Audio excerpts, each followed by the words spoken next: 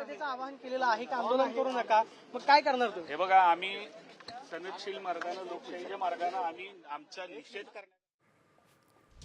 तर आता कोरटकर विरोधात शिवभक्त आक्रमक झालेले दिसत आहेत. कोरटकरला अटक होताच त्याचा निषेधही करतायत.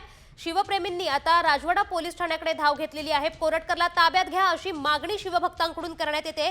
कोरटकरची गाढवावरून धिंड काढू असंही शिवभक्तांचं म्हणणं आहे.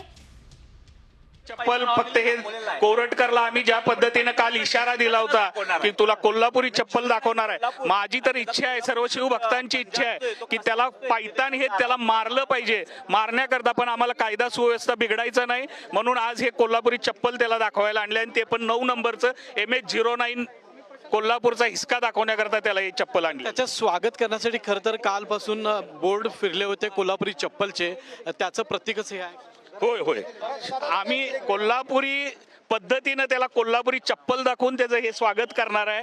आणि त्या नालायकाला, पोलीस प्रशासनाकडे मागणी आहे माझी, त्या नालायकाला देशद्रोहाचा गुन्हा त्याच्यावर दाखल करा, अन्यथा आमच्या शिवभक्तांच्या ताब्यात द्या. त्याला कोल्हापुरी हिसका या पायतानच, आणि नुसतं पायतान नाही तर त्याला गाढवावरनं त्याची धिंड काढतो. ते दाखवाय करता आम्ही कोल्हापुरी माणसं जे बोलतोय ते करतोय. पण हे पायतान त्याला दाखवण्यासाठी आलं की प्रसाद स्वामी मिळणार आहे?